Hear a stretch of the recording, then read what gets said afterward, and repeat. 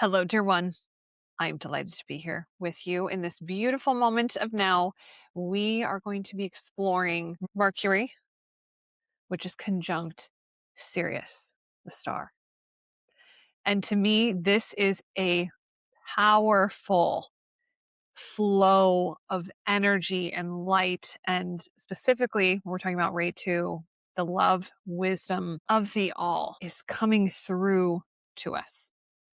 And when we look at it through these independent lenses, so as I always provide in my forecasts, we're going to look at tier 1, tier 2, and tier 3, that being tier 1, unawakened humanity, tier 2, where we have our disciple who is actively on their hero's journey, or tier 3 for the initiates who are pulling down basically the sidereal stars. And that energy directly, the messages, the encodement, embodiment, light codes from the sidereal stars, which come from our highest soul essence or our monad or oversoul. And depending on where you are across the journey, you're going to feel this transit differently. So this is why I actually report out on tropical, which applies to tier 1 and tier 2, and then sidereal, which applies to tier 3. So tropical happens on Thursday, June 11th at the early minutes of 3 a.m. Pacific time, where Mercury is in Cancer, 14 degrees, 26 minutes. And Sirius is at 14 degrees, 26 minutes of Cancer as well. So that's tropical. For sidereal, looks like 3:12 a.m. instead of 3:09 a.m. So pretty darn close, again, Pacific time. And sidereal is 15 degrees, 42 minutes in Gemini. So we've got Cancer and we've got Gemini. And with them both being at 14 and 15 degrees, we're talking about the second decan. And the reason why this is such a big deal, because in esoteric astrology, when we're talking about the rays of God, our solar system is essentially really conditioned, if you can say it that way, influenced, but also supported and loved by three major constellations. That is the Great Bear that transmits the first ray. The first ray is will and power. Sirius is the second one. And this is why Sirius is so important, transmitting the second ray, which is love and wisdom. And then we have the Pleiades, who transmit the third ray, which is basically active intelligence. So Sirius is in this top quadrant, if you will. And imagine rays are like energy, light, knowledge, wisdom, movement, calling to greatness. I mean, it can be any one of these pieces, but imagine these just beautiful streams. It's like being plugged into something fiber optic and amazing and expansive. And so this is why this is so crucial and why I would love to share a little bit about this. But how we feel these transits, whether we are tier 1, tier 2 in tropical, or we are tier 3 and we're feeling the sidereal, which I will say on that third tier, you're still paying attention to what's happening in the matrix, because you're still here. But your, let's say, direct instructions are coming from the sidereal stars. And I know it's kind of confusing, but run with me, walk with me, talk with me. The main reason I do these videos is because I believe this information is critical. And we become so familiar with tropical, which is wonderful. It's part of our ascension and literally up spiral journey. But once we slay our monsters, if you will, in our hero's journey, reversing the wheel, we then step onto the initiate path. And this is where the sidereal chart is your soul chart. Your tropical chart is your physical personality. You're here in this incarnation. You know, I joke, your meat suit. It's the embodiment of the energy of your avatar. But your sidereal is literally your soul, is the essence of you at your greatest I am presence. And so as we ascend and basically step off the wheel of the matrix, which really we don't jump off the wheel, we just go to the center where the wheel is moving around us instead of us on the merry-go-round going around and around and around, we then can leverage different energies. And so this is why I also put the transit forecast together, because it is imperative that we understand that there is an ascension journey here. And that we are not the victims. We are not going to be ransacked or beat up by the stars. No. If there's tension or friction, there is something that needs to change. I'll say it like that. But as we continue to let go and allow, we move right up that ascension spiral to tier 3. And I will continue to kind of massage in some of these things into these forecasts, because I think it's important Because I'll say it like this, you absolutely can, but to ingest all of this in one sitting is really difficult. So instead, just flow with me, listen to me, feel me. And I've got my notes here, so I'm going to continue to look at them and reference them because believe it or not, I feel into this before I start talking. And then I also, as I keep looking at the transits and keep looking at the information, new things come to me. So I want to share that with you as well. And one more small plug then for Sirius and why I track Sirius so intensely. Imagine this love wisdom ray 2 is literally pure Christ consciousness. So Sirius doesn't just hold it. Sirius is funneling Christ consciousness energy directly into our solar system. So if there's a conjunction, as there is, and especially it's Mercury, the voice, it's like plugging the megaphone right into pure Christ consciousness. There is something here that we can all glean no matter where we are in our journey. We are ultimately receiving massive download. So let's jump into tier 1. Tier 1 is the matrix, essentially unawakened humanity. And being that we're in Cancer, the room ruler is the moon, the orthodox ruler. So we've got that first. And then we have that this transit is in the second decan, being that it's at 14 degrees. Find here with this energy is that the ego is basically aggressively defending its hiding place. Because when we're talking about Cancer, we're talking about a shell, something I can kind of get into to protect myself, using air quotes. So how the ego does this is by weaponizing emotions to control others. This can be through being passive aggressive. This can be through guilt trips and basically smothering energy, smothering behavior to attempt to keep people protected. Using air quotes again. Essentially keeping them close. And then because you're holding these people or these things close to you, anything that's outside of your shell, it must be fought off. So protected from, essentially. And so when we meet Mercury, which is that analytical mind in the matrix, the 3D, meeting those deep ancestral waters of Cancer, especially heavily emotional. Because of this dichotomy, it can often be the pings and what have you for the telepathic intuition, and then our really deep, heaviest unhealed emotions. So it kind of creates this interesting dynamic. And because a lot of this information then, because Mercury is plugging into Sirius, it's getting a direct just download and stream of things that are creating illumination, but also creating awareness to the depths of this unhealed emotion. And so what this translates to, because we are in our lower octave shadow in the lower mind, it kind of freaks out. This triggers severe mental anxiety, overthinking, even nervous system overloading. And this is really fueled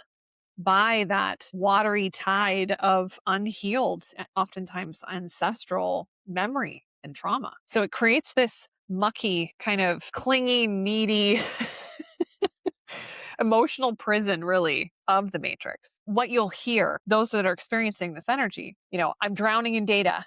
I'm drowning in anxiety. I'm drowning in too many emotions. And instead of going to heal, it's trying to protect. And that means talking and arguing and overthinking every little detail just to attempt to basically survive that feeling of depth and tension. So ultimately, tier 1, the unawakened ego will feel completely overwhelmed emotionally. The challenge is that then there's that exhaustion from that overthinking that then happens. And this is when retreating into that shell looks like the safe place to be. And instead, lash out and manipulate and try to protect because they're feeling the pain. But to me, the most illuminating thing, because we're talking about the mind, is that then when you think about any outside perspective, outside logic, outside information, or really change that could actually be the gateway to get through this, to see the monster, to sit with the monster. We'll talk about that here in tier 2. They see this as a direct attack on their emotional security, let's say, and instead choose to wallow in it instead of moving forward. Now, tier 2, this is where you are stepping into your hero's journey, or you are on your trail already, hot on the trail. And so you are going to look to, with this being in the second decan already, looking towards that third decan, what is the monster that exists in your specific house of Cancer? Because this really should be the, not necessarily tension because we're talking about conjunction, but the illumination, the shock, let's say the like, oh, the spotlight that just suddenly, boom, this is the aha moment. This is when the victimhood basically is transmuted. And here is the illumination when we're talking about Sirius, love, wisdom, ray 2. We are talking about the realization that every person, and hear me, every person that ever abandoned them or hurt them or impacted them in such way in partaking in the trauma, essentially, was just a reflection of them not mothering themselves. Everything is a reflection. So this is basically the shift from the emotional sponge of basically just receiving it all and then feeling hurt and then running into the shell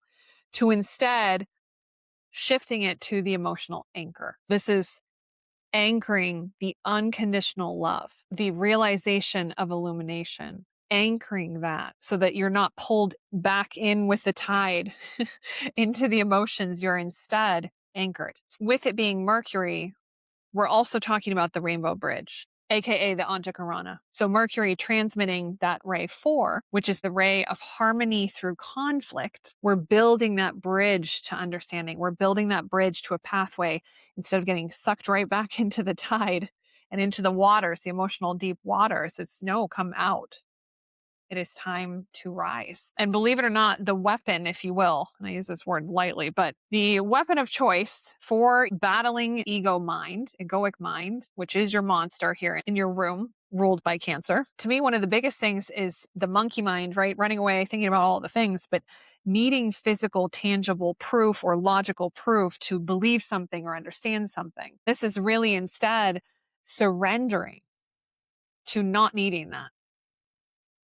Because the mind is beautiful and wonderful, but what is that opposite? Usually it's flowing with faith. So without that constant, basically 3D proof or validation, it's seeking that center within and in leveraging that ultimate weapon of universal love. If we look at the Hercules 12 monsters in his hero's journey, the Cancerian energy is represented by a doe, and he realizes that he cannot trap it, which is moon energy. It's instead using the esoteric ruler of Neptune, unconditional oceanic love, to essentially invite that intuition into his heart, drawing it in, drawing the doe in through gentleness and love. So for you, my dear disciple, your mantra for this transit, I'm going to read it. I am the unshakable emotional anchor, wielding universal love to invite my chaotic mind to silence and fiercely mother my own soul. This is you dropping the emotional armor and basically stepping outside of the familiar, safe shell, whatever that may mean to you, where you've been. And instead of, let's say, running away with the lower mind that's going to talk about all the things and need the proof and need the validation and need, and instead of following it into that arena of playing the victim or rationalizing the urge to lash out or fight because of that pain or trauma endured. Instead, wielding Neptune's unconditional love and transmuting your deepest fears, truly, of abandonment into radical, self-sustaining emotional responsibility. That is sitting with that energy, allowing it to exhaust itself and really your ego. Wrapping your ego with unconditional love and inviting it to come and sit at the very center. Integration. And then tier 3, before we move from tropical, your role always is as an observer, but it's also to mirror and show and radiate a crystal clear lens of understanding this, because you have already done that shadow work. You have sat with your monster, you have slayed it, and you now embody the wisdom. So while you're observing the matrix really scrambling, drowning in many ways, the emotional anxiety, the anger, the frustration, and then combining this with Mercury, the overthinking. This is a good illumination point for your own, as I affectionately call them, because you've gone through this. The cleaning is not a deep cleaning. You're more looking for the dust bunnies. So clearing out any doubts, but tending to your internal emotional waters and observing where those ancestral ghosts or where the matrix is struggling, because part of your role as an initiate is 2-part. One is really to understand where the matrix is still struggling so that you can support the matrix video game that allows us to break out and break free, but also to, again, embody those energies and showing the gateway, being the lighthouse of the way forward for tier 1 and tier 2. So this is holding that universal mother energy to allow those that are struggling with their emotional footing and then getting, all up in their head and thinking about all the things with the lower mind. It's instead being that serene anchor. And then as we transition tier 3 to looking to the sidereal stars, and specifically this sidereal transit, this transit is still in the second decan at 15 degrees, but it's actually in Gemini. And as an initiate, we understand that we are essentially roughly 28 degrees behind the matrix, so behind tropical. So we are watching what will soon be approaching us. And what this means is that we are taking the learnings. And again, we're anchoring and shoring up and improving the code, if you will, in the matrix simulation that allows us to break free. But also then in Gemini, we are looking at the impact of pulling that through and then transmuting any lead to gold to pour into the foundation of the new earth. So if we look at this transit, specifically Mercury Conjunct Sirius, we're looking at Mercury being the telepathic torch, the broadcasting system, and then the Gemini Stargate being that cosmic synthesizer, if you will. Through the sidereal stars, we are receiving the highest telepathic codes from Shambhala. And then essentially, because this is that second decan, this is critical because it's essentially taking the downloads that we receive in decan 3, and we are instead organizing it and getting it ready for physical distribution. And I want to say this just as a gentle reminder. Much of this information is encoded and embodied within your soul, within your connection to your oversoul, to your monad. So you're not sitting there trying to think it up, trying to create it. It's being a rod, a receiving rod, a chalice to receive this information from the stars, from your soul. To, if I'm very honest, a lot of this happens subconsciously. We don't even realize it.